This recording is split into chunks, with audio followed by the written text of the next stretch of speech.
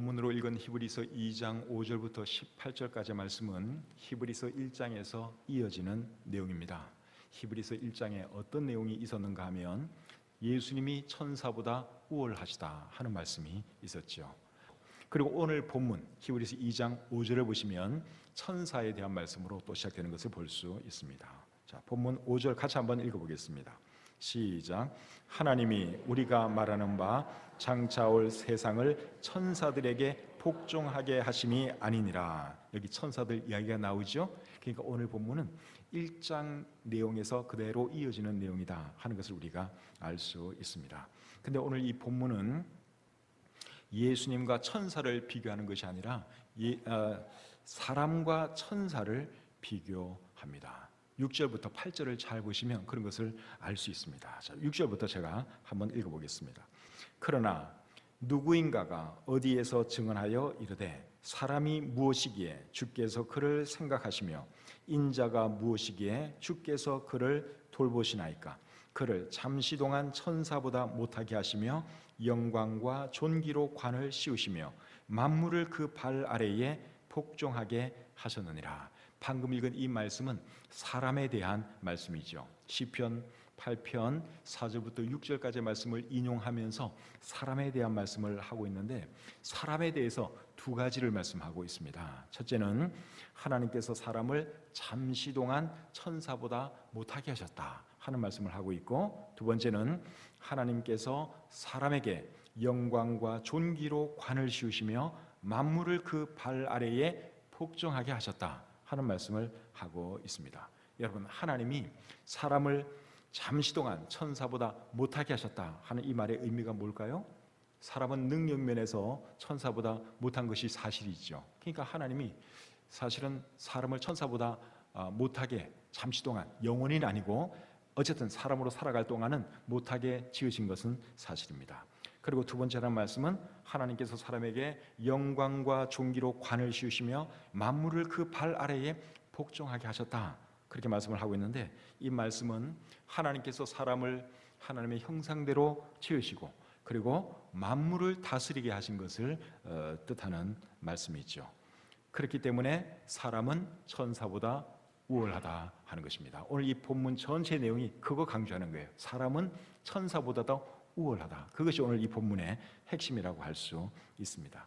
그런데 여러분, 사람이 만물을 제대로 다스렸습니까? 못 다스렸습니까? 하나님은 사람을 창조하시고 땅을 정복하고 만물을 다스리라고 명령을 하셨는데 사람이 그 역할을 제대로 감당하지를 못했습니다. 오늘 8절에 그 말씀을 여기 지적하고 있습니다. 자, 8절 우리 같이 한번 읽어보겠습니다. 8절 시작. 만물을 그 발 아래에 복종하게 하셨느니라 하였으니 만물로 그에게 복종하게 하셨은즉 복종하지 않은 것이 하나도 없어야 하겠으나 지금 우리가 만물이 아직 그에게 복종하고 있는 것을 보지 못하고. 자, 이 말씀을 잘 보시면 사람이 만물을 제대로 다스리지 못하고 있는 것을 알 수 있죠. 만물을 정복하고 만물을 다스리라 했는데 만물이 사람들에게 복종하지를 않고 있죠. 그래서 땅은 가시덤불과 엉겅퀴를 내기 시작했고 동물들은 사람들을 해치기 시작했습니다. 원래 하나님께서 사자를 만들고 호랑이를 만들었을 때는 사람들 해치는 그런 동물로 만들지 않았습니다. 정말 온순했고 사람들 말도 잘 듣고 그런 짐승이었는데 지금은 그렇지 않잖아요. 사자든 호랑이든 사람 보면 해칩니다. 뱀도 사람을 물고. 왜 이렇게 됐느냐? 사람이 만물을 제대로 다스리지 못하니까 결국 이런 일이 벌어지고 마른 것이죠. 사람이 하나님께 죄를 지었기 때문에 사람도 타락했지만 결국은 이 만물도 함께 저주를 받고 타락하게 된 것입니다. 그래서 이 만물이 사실은 사람들과 함께 지금 고통을 당하고 있는 것이죠. 로마서 8장 22절에 이런 말씀이 있습니다. 피조물이 다 이제까지 함께 탄식하며 함께 고통을 겪고 있는 것을 우리가 아느니라. 그러니까 사람만 고통받는 것이 아니에요. 사람이 죄 때문에 고통이 따르고 또 결국 죽을 수밖에 없는 존재가 되었는데 사람만 그런 것이 아니라 만물도 그렇다는 거예요. 만물이 지금 신음을 하고 있습니다. 자연도 사람들 때문에 고통당하고 있고 동물들도 고통당하고 있고 지구도 사람들 때문에 여러분 지금 파괴되고 있고 고통당하고 있는 것을 우리가 잘 알고 있습니다. 그런데 이 만물이 회복되고 사람이 만물을 제대로 다스릴 때가 오는데 그때가 언제인 줄 아십니까? 예수님께서 재림하시고 그리고 이 땅 위에 천년 왕국이 시작될 때, 그때는 사람이 이 만물을 제대로 다스리게 됩니다. 이사야서를 여러분들이 읽어보시면 이리가 어린 양과 함께 뛰놀고 표범이 어린 염소와 함께 지내고 또 암소와 곰이 함께 먹고 사자가 소처럼 풀을 먹고 어린아이가 독사의 구멍에 손을 넣어도 해침 당하지 않는다 하는 말씀이 이사야 11장 6절부터 8절에 나와 있습니다. 그런데 이런 일이 언제 일어나느냐? 천년 왕국 때 일어나는 것입니다. 이 말씀은 무슨 어떤 우화적으로 이렇게 말씀하시는 것이 아니라 실제로 그런 일이 일어납니다. 언제 일어난다고요? 천년 왕국 때 하나님께서 이 만물을 새롭게 하시고 모든 것을 회복시켜 주실 때, 그때는 정말 자연도 모든 것이 회복되고 사람과 동물이 평화롭게 지내고 사자도 사람들을 해치지 않고 독사도 사람들을 물지 않는 그런 시대가 되는 것이죠. 오늘 본문 5절에 보시면 장차 올 세상이라는 표현이 나옵니다. 자, 5절을 여러분 다시 한번 읽어보겠습니다. 5절 시작. 하나님이 우리가 말하는 바 장차 올 세상을 천사들에게 복종하게 하심이 아니니라. 여기 보니까 장차 올 세상이라는 표현이 나오죠. 그러니까 지금 세상을 말하는 게 아니에요. 장차 올 세상이 있는데 이 세상이 언제를 말하는 것인가 하면 천년왕국 때를 말하는 것이죠. 그리고 장차 올 세상에서는 하나님께서 만물을 천사들에게 복종하게 하는 것이 아니라 누구에게 복종하게 한다고요? 사람들에게 복종하게 한다고 말씀하고 있습니다. 그렇기 때문에 사람들이 천사보다 어떻다는 것입니까? 우월하다. 그것이 오늘 이 본문의 핵심입니다. 그런데 사람이 능력 면에서는 사실 천사보다 우월할 수가 없어요. 그러나 사람이 결국은 이제 우월한 존재가 되는데 그것이 누구 때문에 가능해지는가 하면 예수 그리스도 때문에 가능해집니다. 자, 9절 말씀을 같이 한번 읽어보겠습니다. 본문 9절입니다. 시작. 오직 우리가 천사들보다 잠시 동안 못하게 하심을 입은 자 곧 죽음의 고난 받으심으로 말미암아 영광과 존귀로 관을 쓰신 예수를 보니 이를 행하심은 하나님의 은혜로 말미암아 모든 사람을 위하여 죽음을 맛보려 하심이니라. 자, 방금 읽은 9절 말씀은 이제 또 예수님에 대한 말씀이에요. 예수님에 대해서 어떤 말씀을 하고 있는가 하면 두 가지를 말씀하고 있죠. 첫 번째는 예수님은 천사들보다 잠시 동안 못하게 하심을 입은 자다 하는 말씀을 하고 있습니다. 예수님이 육신을 입으셨기 때문에 잠시 동안은 천사보다 못한 존재로 지내셨죠. 그 다음에 두 번째는 예수님은 죽음의 고난 받으심으로 말미암아 영광과 존귀로 관을 쓰신 분이다, 그렇게 말씀하고 있습니다. 이것은 예수님께서 죽음을 통하여 영광스러운 위치에 오르신 것을 말씀하는 내용이죠. 여기에 대해서는 빌립보서 2장 8절부터 11절에 자세하게 기록되어 있는데 같이 한번 보겠습니다. 자, 빌립보서 2장 8절부터 11절까지의 말씀을 우리 한 목소리로 같이 읽어보겠습니다. 시작. 사람의 모양으로 나타나사 자기를 낮추시고 죽기까지 복종하셨으니 곧 십자가에 죽으심이라. 이러므로 하나님이 그를 지극히 높여 모든 이름 위에 뛰어난 이름을 주사 하늘에 있는 자들과 땅에 있는 자들과 땅 아래에 있는 자들로 모든 무릎을 예수의 이름에 꿇게 하시고 모든 입으로 예수 그리스도를 주라 시인하여 하나님 아버지께 영광을 돌리게 하셨느니라. 예수님은 죽으셨기 때문에 하나님의 그 명령에 순종하셨기 때문에 하나님께서 예수님을 높여서 만인들의 구주가 되게 하시고 또 모든 사람들이 예수님을 주님으로 고백하게 하신다고 여기 말씀하고 있습니다. 그런데 여러분, 예수님께서 죽음을 당한 이유가 뭘까요? 그 이유는 뭔가 하면 하나님의 은혜로 말미암아 모든 사람을 위하여 죽음을 맛보려 하심이라.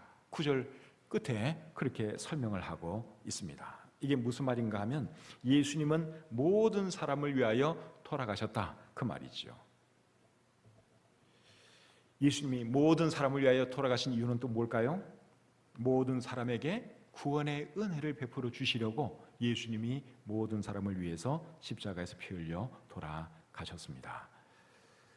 사람은 죄로 인하여 죽을 수밖에 없는 존재입니다. 죄 때문에 영원히 멸망할 수밖에 없는 존재입니다. 그런데 하나님께서 사람을 사랑하셔서 사람의 몸을 입고 이 땅에 내려오셔서 십자가에 달려 피 흘려 돌아가셨는데 그분이 누구시죠? 그분이 예수 그리스도이십니다. 그렇기 때문에 사람은 예수님의 공로를 의지할 때만이 죄 용서받을 수 있고 구원받을 수 있습니다. 그것이 성경 전체가 우리에게 계속해서 말씀하는 내용이죠. 로마서 6장 23절 우리 같이 한번 읽어보겠습니다. 자, 시작. 죄의 삭은 사망이요 하나님의 은사는 그리스도 예수 우리 주 안에 있는 영생이니라. 우리는 원래 죄 때문에 죽을 수밖에 없는 존재들이었어요. 그러나 하나님께서 예수 그리스도를 보내주심으로, 하나님께서 친히 인간이 되심으로 우리 대신 죄값을 십자가 위에서 지불해 주셨기 때문에 우리는 하나님 앞에 설 수 있는 자가 되었고 영생 얻는 자가 될 수 있게 된 것이죠. 그래서 오늘 이 본문에서는 예수님에 대해서 어떤 말을 하는가 하면 예수님은 구원의 창시자다, 그런 말을 합니다. 자, 10절 말씀을 보겠습니다. 본문 10절입니다. 같이 한번 읽어볼까요? 시작. 그러므로 만물이 그를 위하고 또한 그로 말미암은 이가 많은 이들을 이끌어 영광에 들어가게 하시는 일에 그들의 구원의 창시자를 고난을 통하여 온전하게 하심이 합당하도다. 여기 보니까 구원의 창시자라는 말이 나오죠. 구원의 창시자. 구원의 창시자라는 말은 구원자라는 말이에요. 구원자라는 말을 더 강조한 표현이 구원의 창시자, 이 표현입니다. 근데 이 말씀을 잘 보면 예수님께서 많은 아들들, 많은 사람들을 하나님의 영광에 들어가게 해주셨는데 무엇을 통하여 들어가게 해주셨다고 말씀하고 있죠? 고난을 통하여, 고난을 통하여 하나님의 영광에 들어가게 해주셨다고 여기 말씀하고 있습니다. 여러분, 예수님께서 고난당하신 이유는 예수님이 죄가 있어서 고난당하신 것이 아닙니다. 우리로 하여금 하나님의 영광에 들어가도록 하시기 위해서 고난당하시고 죽기까지 하신 것이죠. 그러니 여러분, 이 하나님의 은혜가 얼마나 놀라운 것입니까? 그리고 오늘 이 본문에 보시면 예수님은 우리에 대해서 형제라는 말씀도 하고 있습니다. 자, 11절 12절 같이 읽어보겠습니다. 본문 11절 12절입니다. 시작. 거룩하게 하시는 이와 거룩하게 함을 입은 자들이 다 한 근원에서 난지라. 그러므로 형제라 부르시기를 부끄러워하지 아니하시고 이르시되 내가 주의 이름을 내 형제들에게 선포하고 내가 주를 교회 중에서 찬송하리라 하셨으며, 여기 보니까 거룩하게 하시는 이, 이런 표현이 나오는데 거룩하게 하시는 이는 예수님을 말하는 것이고, 그 다음에 거룩하게 함을 입은 자들, 이 사람들은 누구를 말하는 것일까요? 예수님을 통해서 구원받은 사람들, 그런 사람들을 말하는 것이죠. 그리고 예수님과 구원받은 사람들이 다 한 근원에서 났다 그랬습니다. 여기 말하는 한 근원은 누구를 말하는 것일까요? 성부 하나님을 말하는 것이죠. 그렇기 때문에 예수님은 예수님을 믿는 사람들을 형제라 부르기를 부끄러워하지 아니한다고 여기 말씀하고 있습니다. 그러니까 예수님이 저나 여러분들을 형제로 대하신다는 거예요. 형제로 그렇게 불러주신다는 것입니다. 정말 감사한 일 아닙니까? 예수님은 거룩하신 하나님이잖아요. 그런 하나님께서 누추한 죄인들인 저와 여러분들에 대해서 형제다, 너는 내 형제다, 그렇게 말씀해 주신다니 여러분 얼마나 감사한 일입니까? 그리고 뿐만 아니라 예수님은 우리에 대해서 자녀라는 말씀도 하고 계세요. 자, 13절을 같이 읽어보겠습니다. 13절 시작. 또다시 내가 그를 의지하리라 하시고 또다시 볼지어다 나와 및 하나님께서 내게 주신 자녀라 하셨으니, 여기 보니까 하나님께서 내게 주신 자녀라고 말씀을 하고 있죠. 그러니까 우리를 예수님께서는 자녀로 그렇게 인식하고 계신다는 말씀입니다. 우리는 하나님의 자녀다 하는 말에 대해서는 늘 쓰는 말이니까 전혀 부담 없이 써왔는데, 이 본문에서는 우리가 예수님의 자녀래요. 예수님의 자녀.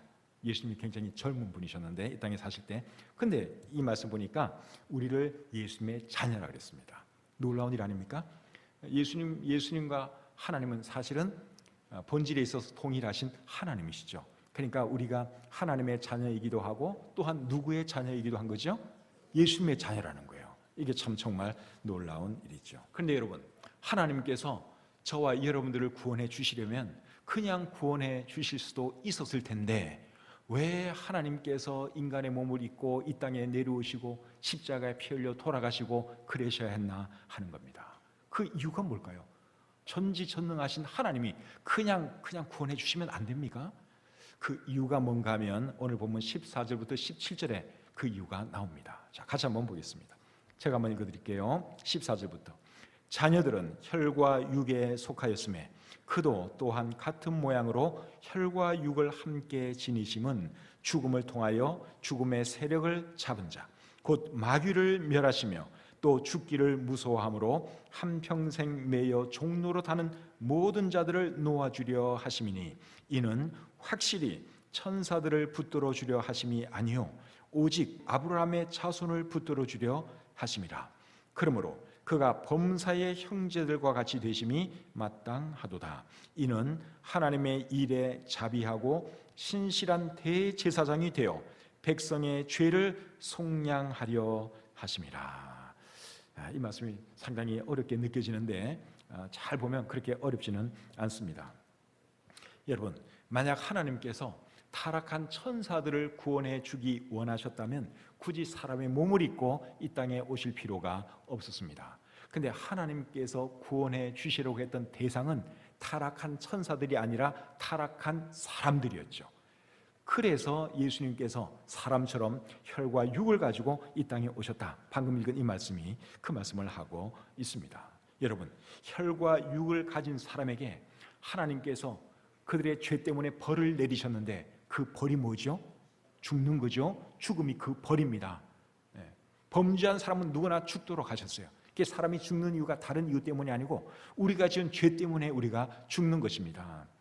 그런데 여러분, 공의의 하나님께서, 우리 하나님은 공의의 하나님이시죠. 공의롭지 못한 분이라면 하나님이라고 할 수 없어요. 하나님은 공의로운 분이세요. 그런데 공의로운 하나님이 죄를 지은 사람에게 아무런 벌도 주시지 않고 그냥 용서해 주시고 그냥 의롭다 해주시면 우리 하나님은 공의로운 하나님일 수가 없습니다. 그래서 이제 벌을 주셔야 되는데, 근데 우리 하나님은 또 사랑이 많은 분이세요. 그래서 사람들을 사랑하셔서 친히 인간의 몸을 입고 이 땅에 오셔서 우리가 받아야 할 그 벌을 하나님이 대신 받으신 것입니다. 그분이 예수 그리스도시죠. 그래서 하나님이 여러분 인간이 되셨고 이 땅에 내려오셨고 십자가에 달려 피 흘려 돌아가신 것입니다. 그러니까 공의의 하나님이기 때문에 하나님은 사람들을 벌하셔야 합니다. 근데 우리 하나님은 공의의 하나님인 동시에 또한 사랑의 하나님이세요. 그래서 구원받을 수 있는 길을 우리에게 열어주시기 위해서 하나님께서 친히 인간의 몸을 입고 이 땅에 내려오신 것이죠. 이해가 되시죠? 그렇게 하심으로 어떤 일을 하셨느냐? 14절에 보니까 죽음의 세력을 잡은 자 곧 마귀를 멸하셨다고 말씀하고 있습니다. 자, 본문 14절을 같이 한번 다시 읽어보죠. 14절 시작. 자녀들은 혈과 육에 속하였음에 그도 또한 같은 모양으로 혈과 육을 함께 지니심은 죽음을 통하여 죽음의 세력을 잡은 자 곧 마귀를 멸하시며, 그래서 예수님께서 마귀를 죽음으로 멸하셨다고 말씀하고 있는데 여기에 멸하셨다는 말은 이기셨다는 말이에요. 언젠가는 하나님께서 최종적으로 사탄 마귀 다 멸하십니다. 근데 아직은 사탄이 살아서 역사하고 있죠. 악령들도 살아서 역사하고 있죠. 그렇기 때문에 완전히 하나님이 그들을 멸하셨다라고 말할 수는 없어요. 그래서 여기에 멸하셨다 하는 이 말의 의미는 예수님께서 죽음으로 마귀를 이기셨다 그 뜻이죠. 마귀로 하여금 더 이상 사람들을 자기 마음대로 하지 못하도록 하셨다 그 뜻입니다. 여러분, 마귀가 사람들을 위협하는 가장 큰 무기가 뭔 줄 아십니까? 죽음이에요. 사탄이 사람들을 위협할 때 가장 강하게 사용하는 방법이 죽음을 가지고 위협하는 것입니다. 그런데 이제는 사탄이 죽음으로 사람들을 더 이상 위협할 수가 없게 되었어요. 왜 그런가 하면 예수님께서 사람들을 죄와 사망의 권세에서 구원받을 수 있는 길을 마련해 주셨기 때문에 그렇습니다. 사람이 느낄 수 있는 가장 큰 공포는 죽음의 공포예요. 그런데 사람이 죽음의 공포에서 벗어날 길이 있는데 그 길이 뭐죠? 예수님 믿고 구원받는 것입니다. 그러면 더 이상 죽음이 무섭지가 않습니다. 죽는 순간 내가 하나님 나라에 들어가는 것을 아는데 죽음이 전혀 무서울 리가 없지요. 그래서 죽음의 공포에서 벗어날 수 있는 유일한 길이 뭔가 하면 사실은 예수님 믿는 것입니다. 15절 말씀 다시 한번 같이 또 보겠습니다. 시작. 또 죽기를 무서워함으로 한평생 매여 종노릇 하는 모든 자들을 놓아주려 하심이니. 사람들은 다 죽는 것을 무서워합니다. 죽는 것이 사람들은 정말 두렵습니다. 그런데 여러분, 예수님 믿으면 이 죽음의 문제 저절로 해결됩니다. 더 이상 죽는 것이 겁나지를 않아요. 그래서 사도 바울 같은 분들은 늘 죽음을 가까이 느끼면서 살아갔음에도 불구하고 죽음을 전혀 두려워하지를 않았습니다. 고린도전서 15장 55절부터 57절에 보시면 사도 바울이 이렇게 고백을 합니다. 사망아 너의 승리가 어디 있느냐? 사망아 네가 쏘는 것이 어디 있느냐? 사망이 쏘는 것은 죄요 죄의 권능은 율법이라. 우리 주 예수 그리스도로 말미암아 우리에게 승리를 주시는 하나님께 감사하노라. 여러분, 바울이 뭐라고 고백했어요? 사망아 너의 승리가 어디 있느냐? 사망아 네가 쏘는 것이 어디 있느냐? 나는 네가 전혀 두렵지가 않다. 예수님께서 죽음의 문제를 해결해 주셨기 때문에 나는 네가 두렵지 않다. 나를 구원해 주신 우리 주님을 찬양한다. 사도 바울이 여러분 그런 고백을 지금 하고 있는 것입니다. 여러분 중에 죽음이 두려운 분 계시면 예수 믿으세요. 예수 믿어야지 그 문제가 해결됩니다. 사람이 죽음이 두려운 것은 죄가 있기 때문에 그런 거예요. 하나님 앞에 서는 것이 무서운 것입니다. 죄 있는 사람이 여러분 판사 앞에 서면 얼마나 무섭겠습니까? 근데 사람은 하나님 앞에 죄인이거든요. 그러니까 죽으면 하나님 앞에 서야 되는데, 그러니까 죽음이 두려운 거예요. 본능적으로 두려운 것입니다. 그래서 예수님 믿고 죄 사함 받을 때 비로소 마음에 평안이 생겨나고 죽음이 두렵지 않고 천국이 그리워지고 그런 삶을 살게 되는 것이죠. 근데 예수님께서 십자가 위에서 피 흘려 돌아가신 것이 천사들을 위해서 그렇게 하신 것이 아니라 누구를 위해서 그렇게 하셨다고요?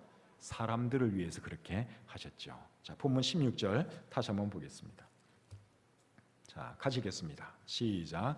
이는 확실히 천사들을 붙들어 주려 하심이 아니요 오직 아브라함의 자손을 붙들어 주려 하심이라. 붙들어 주려 한다 하는 이 말은 도와준다 그러한 의미예요. 근데 예수님이 누구를 도와주시려고 이 땅에 오셨다고 말씀하고 있는가 하면 천사들이 아니라 아브라함의 자손을 도와주시려고, 아브라함의 자손을 구원해 주시려고. 여기 말하는 아브라함의 자손은 꼭 이스라엘 사람들만 말하는 것이 아니라 영적인 아브라함의 자손 모두를 말하는 거예요. 구원받은 저와 여러분들이 영적으로 아브라함의 자손들이죠. 그래서 예수님께서 우리를 구원해 주시려고, 우리를 붙들어 주시려고, 우리를 도와주시려고 예수님께서 이 땅에 오셔서 우리를 위해서 피 흘려 돌아가셨다.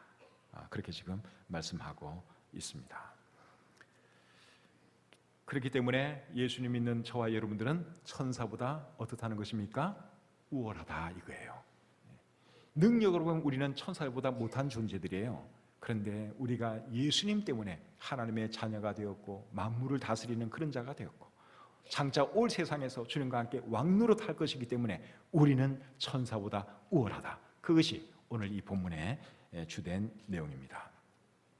그렇다면 안 믿는 사람은 어떨까요? 예수님을 안 믿는 사람은, 예수님을 안 믿는 사람도 천사보다 우월하다고 할 수 있을까요? 그렇지 않습니다. 예수님을 안 믿는 사람은 사실 멸망당할 사람들이기 때문에 아무런 희망이 없습니다. 천사보다 우월하지도 못하고. 근데 예수님 안 믿는 사람도 천사보다 우월해질 수 있는데 예수님 믿으면 저절로 천사보다 우월한 존재가 되는 것이죠. 예수님을 믿으면 사람의 신분이 어떻게 상승하느냐? 하나님의 자녀가 됩니다. 장차 올 세상에서 예수님과 함께 왕노릇하게 됩니다. 그리고 주님과 함께 영원히 천국에서 살게 됩니다. 그러니까 우리의 신분이 급상승하게 되는 것입니다. 예수님 믿으면 우리의 신분이 그렇게 되는 거죠. 그리고 이 땅에서도 주님의 도우심 가운데 우리가 살아갈 수 있습니다. 그 말씀이 18절 말씀이에요. 자, 18절 같이 읽겠습니다. 시작. 그가 시험을 받아 고난을 당하셨은즉 시험 받는 자들을 능히 도우실 수 있느니라. 이 말씀을 잘 보시면 그가, 예수님이 시험을 받아 고난을 당하셨은즉 시험 받는 자들을 능히 도우실 수 있느니라, 이렇게 말씀을 하고 있는데, 여러분, 예수님은 저와 여러분들이 당할 수 있는 시험, 고난, 환난, 유혹 모든 것 다 당하셨습니다. 예수님은 가난이 뭔지를 아는 분이십니다. 배고픔이 뭔지를 아는 분이세요.